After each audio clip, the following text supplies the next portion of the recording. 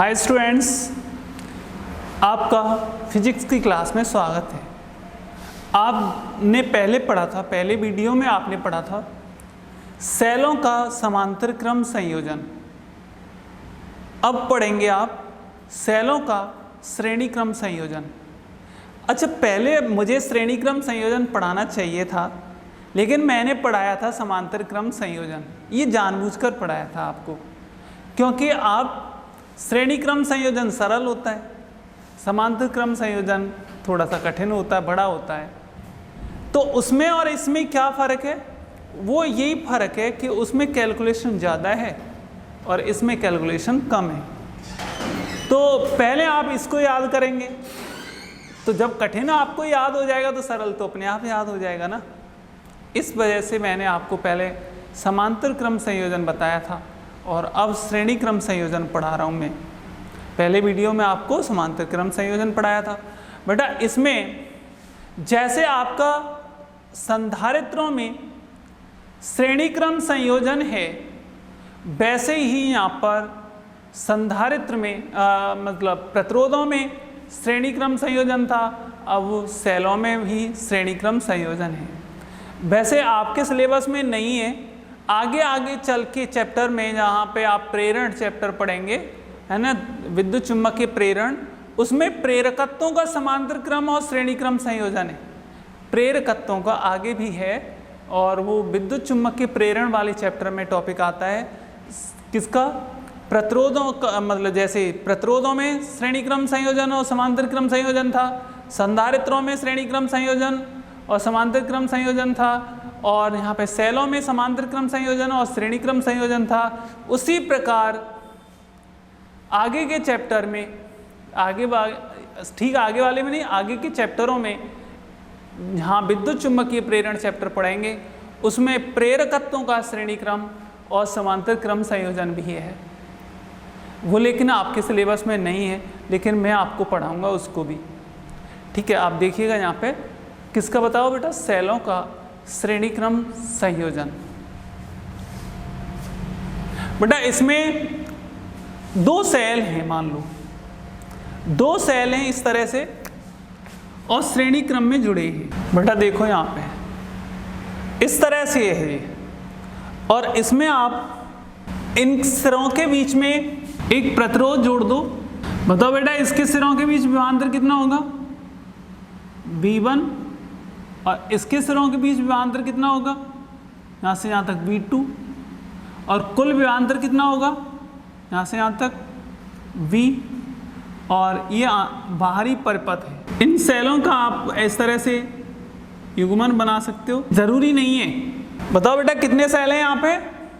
दो सेल है। एक का विद्युत वाहक बल E1, दूसरे का विद्युत वाहक बल E2। अब आप श्रेणी क्रम की परिभाषा कैसे करोगे? यहाँ पे जब सेल इस प्रकार जुड़े हों कि पहले सेल का ऋण टर्मिनल दूसरे सेल के धन टर्मिनल से जुड़ा हो, पहले सेल का ऋण टर्मिनल दूसरे सेल के धन टर्मिनल से जुड़ा हो, और सभी सेल इसी प्रकार जुड़े हों, तो इस प्रकार के संयोजन को श्रेणी क्रम संयोजन कहते हैं। दोबारा एक बार फिर सुनो बेटा। पता है, टॉर्च में जो सेल लगे होते हैं, या टीवी में जो सेल लगाते हैं, या रिमोट में जो सेल लगाते हैं, वो सब श्रेणी क्रम में जुड़े होते हैं। कौन से क्रम में जुड़े होते हैं बेटा? श्रेणी क्रम में। उसमें वोल्टता जुड़ती है। जैसे आप एक सेल से टॉर्च का बल्ब जला के देख लो, LED जला के देख लो, और फिर दो सेल लगा के जोड़ो। याद है, आपने श्रेणी क्रम में सेलों को लगा रखा है तो वोल्टता जुड़ जाएगी, यानी बल्ब है ना तेज जलेगा। या दोनों को तुम्हें इस तरह से जोड़ दो तो वोल्टता समान रहती है। वोल्टता कैसी रहती है बेटा? समान रहती है। यहाँ पे वोल्टता V बराबर कितनी हो जाएगी? V1 प्लस V2 हो जाएगी। और वहाँ पे वोल्टता कितनी थी बताओ आप? वहाँ पे अभी समांतर क्रम वाले को सॉल्व करा था आपने, दोनों की वोल्टता B और बाहरी परिपथ की VB। अब यहाँ बाहरी परिपथ की तो B है और इसकी, इन दोनों की वोल्टताओं के योग के बराबर होगी। फिर बेटा कैसे लिखेंगे इसकी थ्योरी? माना कि दो सेल जिनके विद्युत वाहक बल दो सेल जिनके विद्युत वाहक बल E1 और E2 हैं, किसी इस प्रकार जुड़े, किसी नहीं कहेंगे, इस प्रकार जुड़े हैं कि पहले सेल का ऋण टर्मिनल दूसरे सेल के धन टर्मिनल से जुड़ा है, पहले सेल का धन टर्मिनल और दूसरे सेल का ऋण टर्मिनल से एक प्रतिरोध जोड़ दिया जाता है, एक बाहरी प्रतिरोध जोड़ दिया जाता है, या बाहरी परिपथ जो बाहरी प्रतिरोध जोड़ दिया जाता है, या बाहरी परिपथ जोड़ दिया जाता है, जोड़ दिया। इन दोनों सेलों के आंतरिक प्रतिरोध R1 और R2 हैं और बाहरी प्रतिरोध का मान कैपिटल R है। इस तरह से आपको बताना है। पहले सेल के सिरों के बीच विभवांतर V1, दूसरे सेल के सिरों के बीच विभवांतर V2 और परिपथ के सिरों के बीच विभवांतर V है। तो परिपथ के सिरों के बीच विभवांतर V बराबर आपको कितना दिखाई दे रहा है बेटा? देखो V बराबर V1 प्लस V2, ये समीकरण नंबर 1, ये समीकरण नंबर 1 है। अब देखो आगे, तब प्रथम सेल के लिए बताओ बेटा, वही फॉर्मूला लगाना पड़ेगा ना आपको। तो कौन सा वाला? B1 बराबर E1 माइनस IR1। इसमें धारा समान रहती है, इस तरह से धारा इनमें समान रहेगी। B1 बराबर E1 माइनस IR1। ऐसे ही दूसरे सेल के लिए V2 is equal to E2 minus IR2। सेलों के सिरों के बीच कुल विभवांतर, सेलों के सिरों के बीच कुल विभवांतर। बताओ बेटा कुल विभवांतर कैसे निकालोगे? B is equal to V1 plus V2, V is equal to E1 minus IR1 plus E2 minus IR2, B बराबर E1 plus E2 minus IR1 minus IR2। बेटा इसमें से B बराबर E1 plus E2 minus I bracket में R1 plus R2। अब इसमें equivalent निकालना सरल है। दोनों सेलों का तुल्य विद्युत वाहक बल, दोनों सेलों का तुल्य विद्युत वाहक बल, दोनों सेलों का तुल्य विद्युत वाहक बल। बेटा बताओ कितना लिख दूं?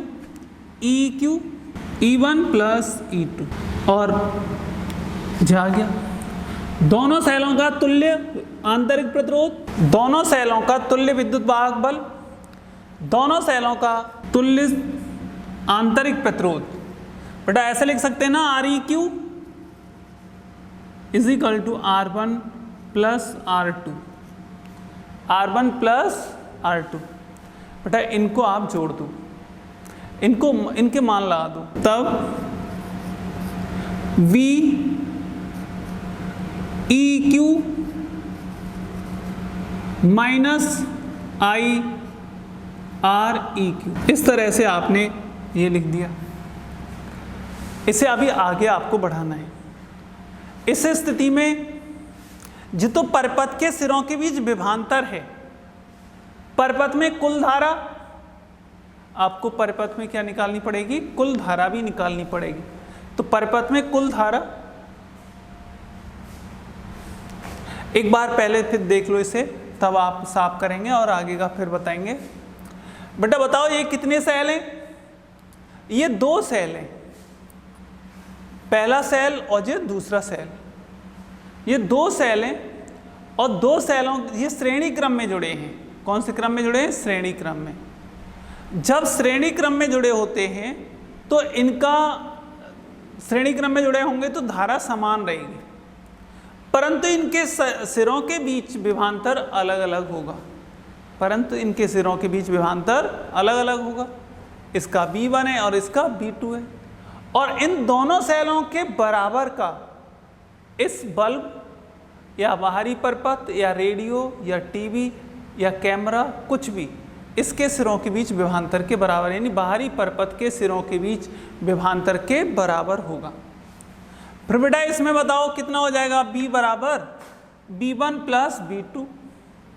प्रथम सेल के लिए B1 बराबर E1 माइनस IR1, ऐसे ही दूसरे सेल के लिए B2 बराबर E2 माइनस IR2 लिख दिया।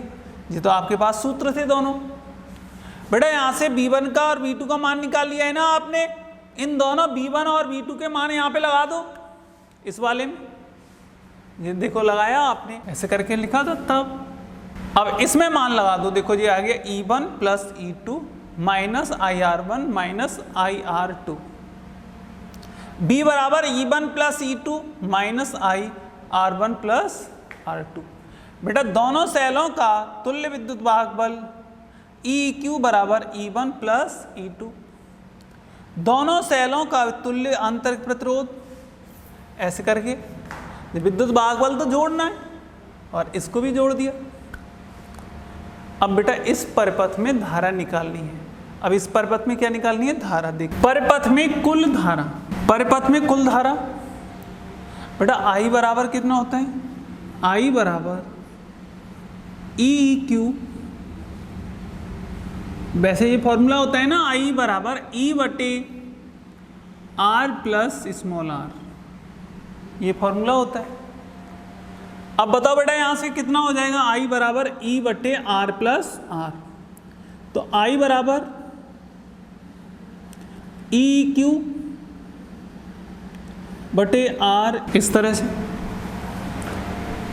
बेटा इसमें अब आप क्या कर सकते हो, देखो इसमें EQ का मान कितना है बताओ, I E1 प्लस E2 बटे R R1 प्लस R2। यहाँ पे धारा ये होगी।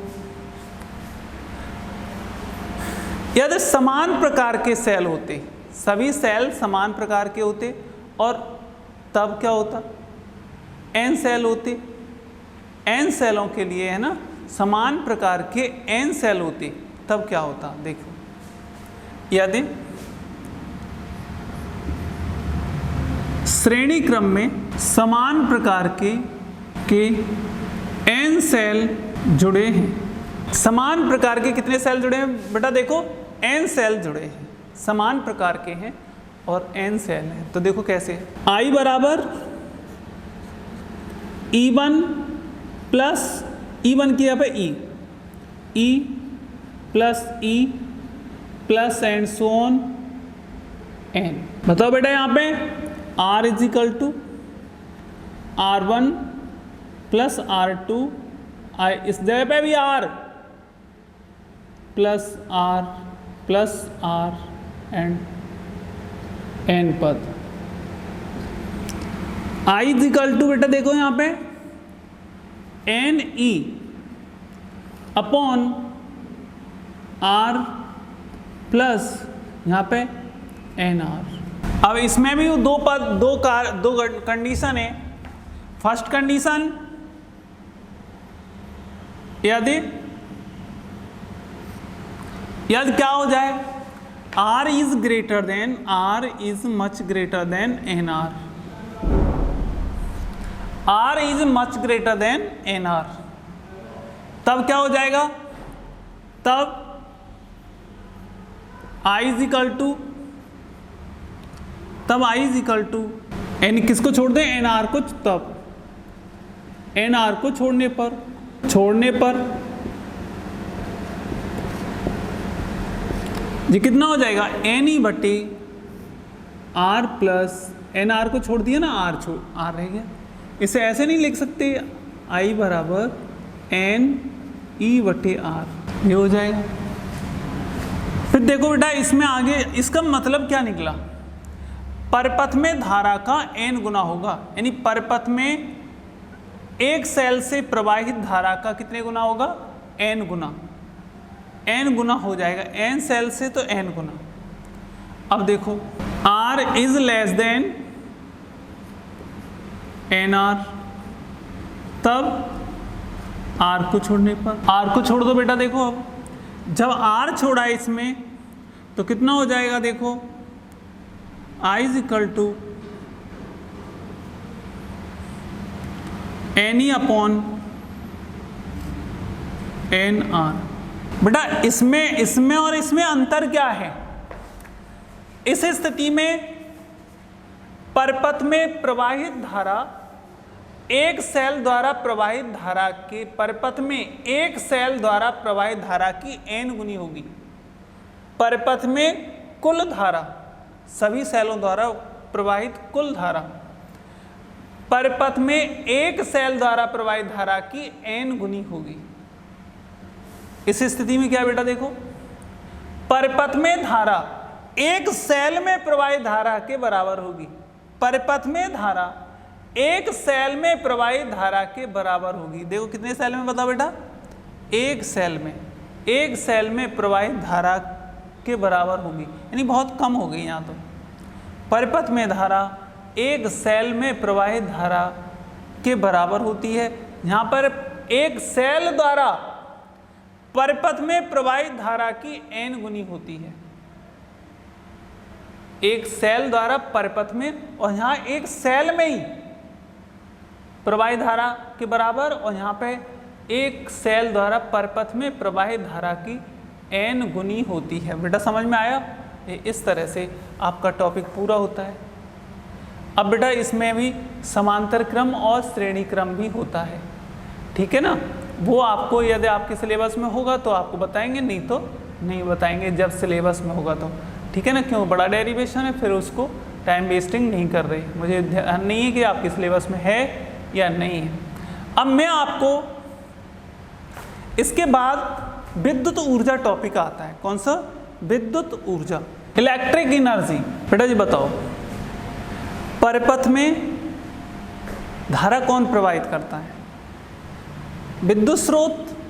परपथ में आवेश कौन प्रवाहित करता है? आवेश। परपथ में धारा कौन प्रवाहित करता है? धारा स्रोत। परपथ में आवेश कौन प्रवाहित करता है? आवेश स्रोत। इन्हें बाह्य स्रोत कहते हैं। क्या कहते हैं? बाह्य स्रोत। अब जब परपथ में धारा प्रवाहित की जा रही है तो परपथ में धारा या आवेश प्रवाहित करने में बाह्य स्रोत द्वारा कार्य किया जाता है। अब आप सोच रहे होंगे कार्य क्यों किया जाता है? अच्छा, एक इससे पहले मैं आपको थोड़ा सा एक और चीज़ बताना चाहता हूँ कि ये नाइक्रोम का तार, जहाँ विद्युत ऊर्जा हमारा संबंध है, तो आपको कुछ यहाँ पे एक दो बातें बता रहे हैं, उसको आप ध्यान से सुनिएगा। बेटा जी बताओ, तांबे के तार में आप विद्युत धारा प्रवाहित करते हैं तो तांबे का तार तो गर्म नहीं होता, लेकिन हम टंगस्टन के तार, नाइक्रोम के तार में या टंगस्टन धातु में धारा प्रवाहित करते हैं तो वो गर्म हो जाते हैं। इनमें ये क्यों गर्म हो जाते हैं? हीटर का तार क्यों गर्म हो जाता है? बल्ब में जो फिलामेंट होता है वो क्यों गर्म हो जाता है? ये कारण क्या हो सकते हैं? देखिए बेटा, तुम चलो टंगस्टन धातु को अभी छोड़ो, अभी नाइक्रोम हीटर के तार को सोचो कि हीटर का तार क्यों गर्म हो जाता है, लेकिन किसका तार गर्म नहीं होता? तांबे का तार तो नहीं गर्म होता। उसका कारण समझना है आपको थोड़ा सा, क्योंकि ऊर्जा है वहाँ पे, ऊष्मीय ऊर्जा है, दोनों एक ही तो बात है। इसके बाद ऊष्मीय ऊर्जा बता देंगे, ऊर्जा और फिर ऊष्मीय ऊर्जा। बेटा देखो, ये तार है, ये तार है, और इसमें ये परमाणु हैं, और इसमें मुक्त इलेक्ट्रॉन भी है। कौन है बताओ? मुक्त इलेक्ट्रॉन। ये मुक्त इलेक्ट्रॉन है। मैं एक मुक्त इलेक्ट्रॉन को समझा रहा हूं कि ये मुक्त इलेक्ट्रॉन है। अब देखना बेटा, जब ये मुक्त इलेक्ट्रॉन, अब इसमें आपने ये मुक्त इलेक्ट्रॉन ये इस तरह से चल रहा है, इस तरह से यहाँ टकराया, यहाँ टकराने के बाद यहाँ टकराया, यहाँ टकराने के बाद यहाँ टकराया, यहाँ टकराया, ऐसे ये चलता जा रहा है, थोड़ा सा तो चल पा रहा है ना। इसने अपनी ऊर्जा प्रत्येक टक्कर में, ये अपनी ऊर्जा धातु के परमाणुओं को दे देता है। प्रत्येक टक्कर में ये इलेक्ट्रॉन अपनी ऊर्जा का कुछ भाग इस परमाणु को दे देगा, इस परमाणु को दे देगा, इस परमाणु को दे देगा और इस परमाणु को। लेकिन इस सिरों के बीच आपने बैटरी लगा रखी है, ये बैटरी लगा रखी है, इससे ईवी ऊर्जा इसको लगातार मिलती रहेगी। कितनी ऊर्जा मिलती रहेगी बताओ बेटा इसको, इस इलेक्ट्रॉन को ईवी ऊर्जा। इससे ये टकराता है, फिर इसकी ऊर्जा कुछ कम हो जाती है, लेकिन विभवांतर तो अब भी लग रहा है, सैलाब भी लग रहा है, फिर ईवी ऊर्जा हो जाएगी, फिर इससे टकरा जाएगा, फिर ईवी ऊर्जा हो जाएगी, इससे टकरा जाएगा, इससे टकरा जाएगा। सही है गलत है? और टक्कर में ऊर्जा का क्या होता है, स्थानांतरण होता है। तो इलेक्ट्रॉन की ऊर्जा तो कम हो जाएगी, इस टक्कर में इलेक्ट्रॉन की ऊर्जा तो कम हो जाएगी, और वो जो कम ऊर्जा होती है वो ऊर्जा इसको मिल जाएगी। फिर इलेक्ट्रॉन जिससे टक्कर करेगा उसकी कुछ ऊर्जा इसको मिल जाएगी, फिर इलेक्ट्रॉन इससे टक्कर करता है तो इससे मिल जाती है, फिर टक्कर करता है इससे। तो इन टक्करों में ये दूर दूर, इसे दूर दूर मिले परमाणु, इसलिए कुछ देर देर में टक्कर हुई इसमें। इसका मतलब है ऊर्जा तो खर्च हुई, जिससे ये गर्म हो गया और ऊष्मा उत्पन्न हो गई। यानी तांबे का तार भी कुछ गर्म होता है, परंतु वो इतना ही गर्म हो पाता है कि वो वातावरण में ठंडा होता रहता है, साथ ही साथ कुछ टेम्परेचर बढ़ता है उसको ठंडा रहता है, क्योंकि वो साथ ही साथ ऊर्जा का क्या करता है, उत्सर्जन करता है। यदि आप क्या करो, इसमें कुछ धातुओं को मिश्रित कर दो, इसमें बेटा देखना आपने कुछ धातुओं को क्या कर दिया, मिश्रित कर दिया, और मिश्रित करने पर उसके परमाणु इन स्थानों पर आ गए। कुछ धातुओं को मिश्रित करा, nichrome, nickel chromium, nickel chromium और लोहा, ये होते हैं उसमें। अब बताना बेटा, जब आपने नाइक्रोम में ये मिलाया तो जब, और मैग्नीशियम भी होता है, जब ये मिलाए ना तो इसमें परमाणुओं की संख्या पास पास हो गई कि दूर दूर हो गई, ये बताना। आप पहले पास थी कि अब पास है, अब पास है। अब इलेक्ट्रॉन चला, ये इलेक्ट्रॉन इससे चलता है, पहले इससे टकराता है, फिर इससे इधर मुड़ जाता है, फिर इस इधर, अब इसको, अब इस दूसरे को चलने के लिए जगह ही नहीं मिलती। जब ये चलता है ना, कभी यहाँ टकराता है, कभी यहाँ। अब जिस जगह पे टकराएगा उस जगह पे इसकी ऊर्जा है ना, खर्ची तो होगी ना, उस हर जगह पर इसकी ऊर्जा खर्च होती है, और वो ऊर्जा किसको मिलती है, इन परमाणुओं को मिलती जाती है। इलेक्ट्रॉन की ऊर्जा खर्च होती है और परमाणुओं को मिलती है। पर इलेक्ट्रॉन के पास ऊर्जा कहाँ से आ रही है, बार बार सेल से आ रही है, सेल मतलब स्रोत से आ रही है। अब देखना आप, क्या पहले ऊर्जा ज्यादा खर्च हो रही थी, क्या अब ऊर्जा ज्यादा खर्च हो रही है, बताओ। यानी पहले ऊर्जा कम खर्च हो रही थी क्योंकि कम टक्कर हो रही थी, अब टक्कर ज़्यादा हो रही है, ऊर्जा ज़्यादा खर्च हो रही है। यही कारण है कि हीटर लगाने पर बिजली ज़्यादा खर्च होती है, हीटर लगाने पर बिजली ज़्यादा खर्च होती है, क्योंकि नाइक्रोम के तार में मुक्त इलेक्ट्रॉन धातुओं के परमाणुओं से बहुत ज़्यादा टक्कर करते हैं, और उस ऊर्जा जो विद्युत ऊर्जा है उसे ऊष्मीय ऊर्जा में कन्वर्ट कर देते हैं। विद्युत ऊर्जा को किसमें, ऊष्मीय ऊर्जा में। इसलिए हीटर वगैरह में, हीटर में, प्रेस में, इनमें विद्युत धारा का ज़्यादा क्षय होता है ऊष्मा के रूप में, इसलिए यूनिट ज़्यादा निकलती हैं। अभी आप समझो किसने काम किया, बाह्य स्रोत ने। तो किसी परिपथ में विद्युत धारा प्रवाहित करने में विद्युत स्रोत द्वारा या बैटरी द्वारा किए गए कार्य को, एक निश्चित समय में किए गए कार्य को, कितने में बताओ, निश्चित समय में किए गए कार्य को उस निकाय की या परिपथ की विद्युत ऊर्जा कहते हैं। उस निकाय की या परिपथ की विद्युत ऊर्जा कहते हैं। बेटा जो बताओ, निकाय की मतलब उस ऊष्मा स्रोत की यानी विद्युत स्रोत की या परिपथ की कहें, क्योंकि वो कार्य परिपथ में संचित होता है और संचित ऊर्जा के रूप में होता है। उसे विद्युत ऊर्जा कहते हैं। एक बार फिर सुनो, किसी परिपथ में या प्रतिरोध में विद्युत धारा प्रवाहित करने में या आवेश प्रवाहित करने में, विद्युत धारा प्रवाहित करने में या आवेश प्रवाहित करने में विद्युत स्रोत द्वारा कार्य किया जाता है। किसके द्वारा कार्य किया जाता है बेटा? विद्युत स्रोत द्वारा कार्य किया जाता है। विद्युत स्रोत द्वारा कार्य किया जाता है। यह कार्य विद्युत परिपथ में ऊर्जा के रूप में संचित होता है। इसे विद्युत ऊर्जा कहते हैं। इसे विद्युत ऊर्जा कहते हैं। इसे कैसे लिख देंगे? W बराबर वी क्यू। W बराबर वी क्यू। बेटा इसे ऊर्जा ही कह लो, U बराबर वी क्यू। ये हो जाएगा यहाँ पे B बराबर कितना होता है? B बराबर Q बराबर आई टी। ये एक और सूत्र बन गया। परंतु B बराबर आई आर, B बराबर आई आर। बेटा यहाँ पे लगाया आपने तो U बराबर I R into I T. ये हो गया U बराबर आई स्क्वायर आर टी। ये सब जूल में है, जूल जूल, इस तरह से ये सब जूल में आ रहे हैं। बेटा अब देखो, ये जूल जो मात्रक होता है ये छोटे मात्रक हैं। कौन से मात्रक है? ऊर्जा के छोटे।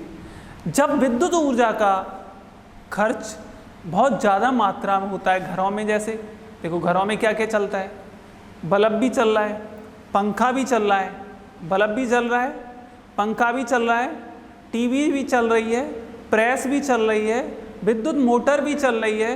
ये सब विद्युत ऊर्जा का ज़्यादा खर्च करते हैं। ये सभी विद्युत ऊर्जा को अधिक मात्रा में खर्च करते हैं। इसलिए इनको इस ऊर्जा को यूनिट में हम मापते हैं। इसे अगले वाले टॉपिक में पढ़ाएंगे बेटा। अब आज के वीडियो में इतना ही है। Thank you, take care.